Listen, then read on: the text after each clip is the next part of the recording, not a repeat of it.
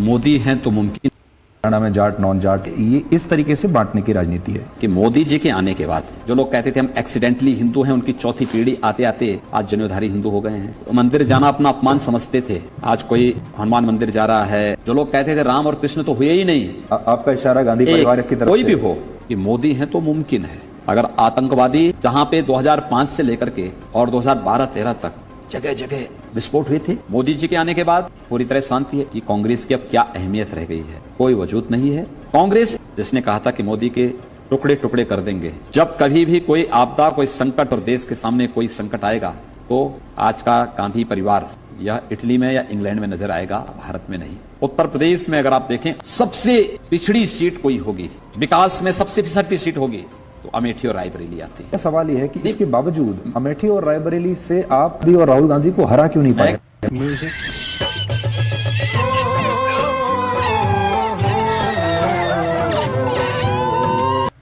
पर थोड़ा सा और ज्यादा फिल्टर करने की जरूरत है। आप जो कह रहे हैं भाषण फिल्टर नहीं किए जाते। दोस्तों, जब यूपी के मुखिया योगी आदित्यनाथ से पूछा गया कि आप हिंदू मुस्लिम का डर फैलाकर राजनीति करते हैं तो योगी जी तिलमिला उठे, कहने लगे हमें तो गर्व है कि हम हिंदू हैं। आखिर ये कहना क्या चाह रहे हैं? इनके कहने के मुताबिक गांधी परिवार जो है वो अच्छी राजनीति नहीं करती है और जो मोदी जी हैं राजनीति के देवता हैं। मुझे ये कहते हुए भी हंसी आ रही है कि इतना विश्वास मोदी जी पे कैसे? योगी जी आपको कुछ खिलाया तो नहीं है मोदी जी ने? वैसे ये मेरा मानना है, तुम वीडियो ऑन तक देखो समझ जाओगे कि आखिर योगी जी बोलते कैसे हैं। चलो भाई। योगी जी, आपका अपना आकलन अखिल भारतीय स्तर पर बीजेपी के लिए क्या है? देश के अंदर हर एक व्यक्ति का यह मानना है कि देश के अंदर जो जातिवाद की राजनीति चली आ रही थी, क्षेत्रवाद भाषावाद की राजनीति थी, मत और मजहबवाद की राजनीति थी, उस राजनीति को यथार्थवाद में लाने और विकास की प्रक्रिया के साथ जोड़ने का श्रेय अगर किसी को जाता है तो मोदी जी को जाता है। और इसीलिए मोदी हैं तो मुमकिन है और यही यथार्थ है। यानी सबसे बड़ा जो मुद्दा है वो मोदी ही है। आप क्रोनोलॉजी समझ लीजिए एकदम। पर आपने कि मोदी जी की जो या बीजेपी की जो राजनीति है वो बांटने की राजनीति है। महाराष्ट्र में मराठा नॉन मराठा, उत्तर प्रदेश में हिंदू मुस्लिम, हरियाणा में जाट नॉन जाट, ये इस तरीके से बांटने की राजनीति है। जो लोग ना समझ हैं भारत के बारे में, जो लोग कुछ नहीं जानते, जिनके अपने स्वार्थ हैं इन नजरियों के पीछे, उस नजरिए के पीछे जिनकी रोजी रोटी जुड़ी हुई है, स्वाभाविक रूप से उनसे ज्यादा उम्मीद कर भी नहीं सकते आप। एक सामान्य उसमें भी अगर आप देखें, मोदी जी के नेतृत्व में वैश्विक स्तर पर भारत का सम्मान बढ़ा है। क्या ये सच नहीं है कि भारत की आंतरिक और बाह्य सुरक्षा आजादी के बाद की सबसे बेहतर स्थिति में है? 1.5 करोड़ लोगों के मकान दिए हैं मोदी जी ने। 4 करोड़ गरीबों को पहली बार आजादी के बाद पहली बार उनके घर में बिजली की लाइट जली है। गरीब महिलाओं को पहली बार रसोई गैस के दर्शन हुए हैं। और परिवारों में पहली बार शौचालय बने हैं। को पहली बार देकर के भ्रष्टाचार मुक्त व्यवस्था देने की कार्रवाई हुई है। इसमें कहां फिर डिवाइड की बात आती है? मुझे याद है, देखिए, जिसने इन चीजों को देखा है, झेला है, उसको इसकी कीमत याद होगी। लेकिन एसी रूम में बैठ करके क्लब कल्चर की संस्कृति में पले पुसे लोग इन चीजों को नहीं समझ पाएंगे। जो लोग आज ये सोच रहे हैं कि हम मोदी जी के समीकरण को बदलेंगे और देश की उम्मीदों पर पानी फेरेंगे, ये सब के सब धराशायी रह जाएंगे। और जिन लोगों को मकान मिले हैं, जिनको शौचालय मिले हैं, जिनको बिजली के कनेक्शन मिले हैं, जिनको रसोई गैस के कनेक्शन मिले हैं, जिन लोगों के जीवन में पहली बार जिनको भ्रष्टाचार मुक्त व्यवस्था जिन्हें दी है, मुझे क्रेडिट नहीं चाहिए। मोदी जी ने, ये आवाज वहां से आ रही है जी। अब इसमें मेरा अगला सवाल ये था कि 2014 में अगर आप 14 में मोदी जी का केवल नाम था, आज मोदी जी का नाम भी है, मोदी जी का काम भी है। और वास्तव में पहली बार योजनाओं का लाभ गरीब को मिला है, किसान को मिला है, नौजवान को मिला है, महिलाओं को मिला है। लोगों के मन में आप देखते होंगे, गांव में जाइए, आम जनता इस बात को बोल रही, मुखर होकर के बोल रही है। यद्यपि हमने चुनाव के लाभ के लिए ये सब काम नहीं किए, ये हमारे विकास के और सरकार के एजेंडे के हिस्से हैं, जिससे एक आम जन के जीवन में खुशहाली आ सके। प्रधानमंत्री जी एक बात को साफ कहते हैं कि शासन की योजनाएं लोक कल्याणकारी होनी चाहिए, बिना भेदभाव की होनी चाहिए, सबका साथ सबके विकास के अनुसार होनी चाहिए। शासन की योजनाएं लोक लुभावन नहीं होनी चाहिए। हमारे देश में आपने देखा होगा जाति और धर्म के नाम पर वोट बढ़ता है और इसीलिए जाति और धर्म की राजनीति भी होती है। आप जो बता रहे हैं सारे विकास के बारे में, जो जातिगत वोट बैंक है, जाति और धर्म के आधार पर नहीं, सिर्फ विकास के आधार पर। देखिए, एक चीज तो साफ है कि मोदी जी के आने के बाद आप लोग भी महसूस कर रहे होंगे, जी जो लोग कहते थे हम एक्सीडेंटली हिंदू हैं, उनकी चौथी पीढ़ी आते आते आज जनेऊधारी हिंदू हो गए हैं। हो रहा है ना। जो लोग मंदिर जाना अपना अपमान समझते थे, आज कोई हनुमान मंदिर जा रहा है, कोई भगवान बुद्ध के मंदिर जा रहा है, कोई भगवान कृष्ण की बड़ी प्रतिमा लगाने की बात कर रहा है। ये सब बोल रहे हैं ना, एक व्यापक चेंज है, हमारी विचारधारा की एक व्यापक विजय है। हम जो चाहते थे अधूरे मन से ही सही, लेकिन कुछ लोगों ने अब ये खुल के विरोध करना बंद कर दिया। जो लोग कहते थे राम और कृष्ण तो हुए ही नहीं, झूठ बोलो, बार बार झूठ बोलो, जो भी बोल सकते हैं सब झूठ बोलो। आज उनकी नई पीढ़ी राम और कृष्ण की शरण में जाकर के वहां दंडवत कर रही है। आपका इशारा गांधी परिवार की तरफ कोई से भी हो, जी एक चेंज हुआ है। दूसरा, वास्तव में लोग इस बात को महसूस करते हैं कि मोदी जी के आने के बाद सुरक्षा भी है, और मुझे लगता है देश की राजनीति में व्यापक परिवर्तन हुआ है, हो रहा है। देखिए, मदद मोदी मिली। जी के पक्ष में और मोदी जी के प्रति आम जन के मन में जो भाव है, बिना रुके, बिना थके, बिना डिगे, बिना झुके, जिस परिश्रम के साथ उन्होंने कार्य किया, मेहनत किया है, उसका फल पाने के अधिकारी मोदी जी हैं, और जनता उनको उस प्रकार का फल दे रही है, सपोर्ट करके, समर्थन देकर उनका फल दे रही है। एक दूसरा, कि मोदी हैं तो मुमकिन है। अगर आतंकवादी दुश्मन देश के घर में भी घुसा होगा तो वहीं घुस करके मारेंगे। ये क्षमता केवल मोदी जी के अंदर है, और मोदी जी ने वो करके दिखाया है। आखिर यही उत्तर प्रदेश है ना, जहां पे 2005 से लेकर के और 2012-13 तक जगह जगह विस्फोट हुए थे। अयोध्या, काशी विस्फोट हुए थे। मोदी जी के आने के बाद पूरी तरह शांति है। आज आप देख रहे हैं ना, उसका प्रभाव क्या है। और एक नई एंट्री हुई है इसमें, और वो है प्रियंका गांधी वाड्रा की। तो प्रियंका की एंट्री को आप कितना गंभीर मानते हैं? आप कि कांग्रेस की अब क्या अहमियत रह गई है, कोई वजूद नहीं है। प्रधानमंत्री पद की गरिमा को के प्रतिकूल कितना अभद्र आचरण विपक्ष कर सकता है, कांग्रेस और समाजवादी पार्टी इसके उदाहरण है।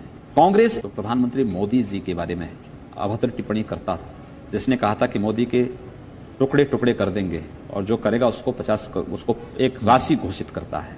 दूसरा, समाजवादी पार्टी जो देशद्रोह के मामले में बर्खास्त हुआ हो, ये क्या बात करता है यार, देश के देशद्रोही तत्वों के साथ अपने संबंधों को उजागर करता हो, और प्रधानमंत्री मोदी जी के खिलाफ भी षड्यंत्र करता हो। ये तथ्य देश की जनता के सामने इसलिए आने आवश्यक हैं कि मोदी जी के खिलाफ षड्यंत्र व्यक्ति के खिलाफ नहीं, देश के खिलाफ षड्यंत्र है। और देश के खिलाफ षड्यंत्र करने वाले राजनीतिक दल के लोग अगर जनता से वोट मांगते हैं तो इस देश की जनता को स्वयं उनके बारे में सोचना चाहिए। तो आप जिस कुर्सी पर बैठे हैं उसी पर प्रियंका गांधी वाड्रा की नजर है। देखिए, हम कुर्सी से चिपके हुए लोग नहीं हैं। हमने सार्वजनिक जीवन में एंट्री की है सेवा की दृष्टि से।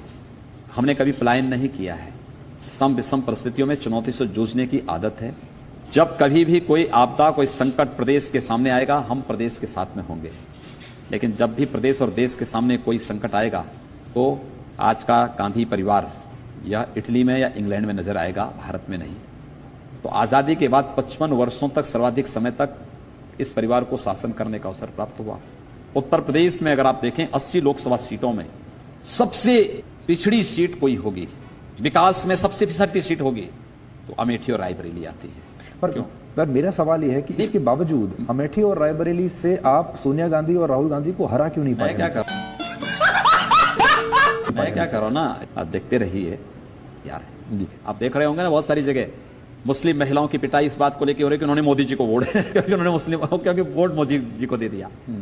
आप देख रहे हैं मुस्लिम महिलाओं के मन में, क्योंकि उन्हें मालूम है इस आधी आबादी को आजादी के बाद ईमानदारी से न्याय दिलाने का काम किसी ने किया, प्रधानमंत्री मोदी जी ने किया है। जाति की दीवारें दरक रही हैं, क्षेत्र और भाषा की दीवारें दरक रही हैं। क्यों दीदी परेशान है बंगाल में, क्यों परेशान है? अब वो कह रहे हैं कि जय श्री राम मत बोलो। आप सिर्फ हिंदुओं की बात करते हैं, मुसलमानों की बात नहीं करते हैं, जबकि देखिए मेरी पूरे प्रदेश में सभी से बहुत अच्छी बनती है, मेरा किसी से विरोध नहीं है। मुझे एक बात बताइए, मुझे उत्तर प्रदेश, आप तो साल से उत्तर प्रदेश के बारे में देख रहे हैं, जान रहे हैं। उत्तर प्रदेश में साल में कोई दंगा हुआ क्या? नहीं। उत्तर प्रदेश में किसी पर्व और त्योहार में कोई व्यवधान डाला गया क्या? उत्तर प्रदेश में शासन की किसी योजना, केंद्र या प्रदेश सरकार की कोई भी योजना रही हो, उस योजना में कोई भेदभाव किसी के साथ हुआ है क्या? कभी नहीं हुआ। हाँ, भेदभाव होता था पहले, हमने उस भेदभाव को समाप्त किया। पर ऐसा हो सकता है कि योजनाओं में भेदभाव ना होता हो लेकिन बयानों में हो जाता हो। नहीं, मैंने क्या कहा ना, देखिए जो सच होता है वो बोलते हैं, और सार्वजनिक जीवन में आए हैं तो समझ के आए हैं कि सच बोलने की हिम्मत होनी चाहिए। नहीं, जब मीडिया आपके बयानों को पकड़ता है ऐसे करके, मैं उसमें भी आ रहा हूं। जी, सच बोलने की हिम्मत भी होनी चाहिए। तो आरोप मुझ पे तब भी लग रहे हैं। उत्तर प्रदेश के अंदर हाँ, पहले भेदभाव होता था। ईद पे आप बिजली देते थे, होली और दीपावली पे नहीं देते थे। इस प्रकार की बचकाना बातें किसी के गले नहीं उतरती, लोग मजाक उड़ाते हैं। मैंने कहा नहीं भाई, ईद में भी मिलेगी, क्रिसमस में भी मिलेगी, गुरु पर्व में भी मिलेगी और होली दीपावली में मिलेगी, और हमने सबको समान बिजली दे दी प्रदेश में। तो में जिस प्रकार का प्रदर्शन रहा बीजेपी का, कि क्योंकि अब आप उत्तर प्रदेश के मुखिया हैं, उसका बोझ भी बहुत ज़्यादा है, कि आप इस जिम्मेदारी से अपने आप को कितना दबा हुआ महसूस करते हैं या तनाव महसूस करते हैं। आपने वैसा प्रदर्शन नहीं किया, आपके नेतृत्व पर भी सवाल उठ सकता है, आपके कुर्सी पर सवाल उठ सकता है। देखिए, हमने हर चुनौती को अवसर माना है, इसके दबाव में नहीं आते हैं। आप चिंता मत करिए। जैसे मैं सेवा के एक मिशन के साथ जुड़ा हूं, मुझे पार्टी ने उत्तर प्रदेश में अवसर दिया है, मैं उत्तर प्रदेश में ही सेवा का कार्य कर रहा हूं। वास्तविक जीवन में एक सन्यासी हूं। ये झूठ है, झूठ है, झूठ है। और विकास और कला का एक अद्भुत संगम हम प्रस्तुत करेंगे। आपको ऐसा लगता है कि आपको अपने भाषणों पर थोड़ा सा और ज्यादा फिल्टर करने की जरूरत है आपको, या आप जो कह रहे हैं? भाषण फिल्टर नहीं किए जाते हैं, जरूरत के हिसाब से अपनी बातों को, कहीं क्रिया होगी तो उसकी प्रतिक्रिया के रूप में देने पड़ेंगे। ये जरूरत के हिसाब से दिए जाते हैं। अगर कहीं कोई वायरस फैला है तो उसका एंटीडोज भी उसी प्रकार से देना पड़ेगा। मेरे भाषण यूपी के वातावरण को खराब करने वाले लोगों को, जिस वातावरण को वर्षों में हमने सुधारा, जो लोग वातावरण को दूषित करना चाहते थे, उनके लिए एंटीडोज देना भी आवश्यक था। वो एंटीडोज अपने भाषण से मैंने दिया है। बंगाल में हमें हिंसा हुई है, यूपी देश का सबसे बड़ा राज्य है, कहीं कोई हिंसा का एक समाचार भी नहीं आया है।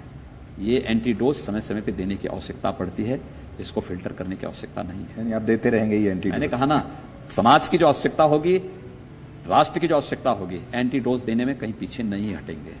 स्वामी विवेकानंद ने कहा था कि गर्व से कहो हम हिंदू हैं, और मुझे लगता है एक हिंदू होने पे मुझे भी गौरव की अनुभूति होती है। इतना छोटा पहले कभी नहीं हुआ। यूपी में अगर कोई वायरस फैलाएगा तो हम एंटीडोट देंगे।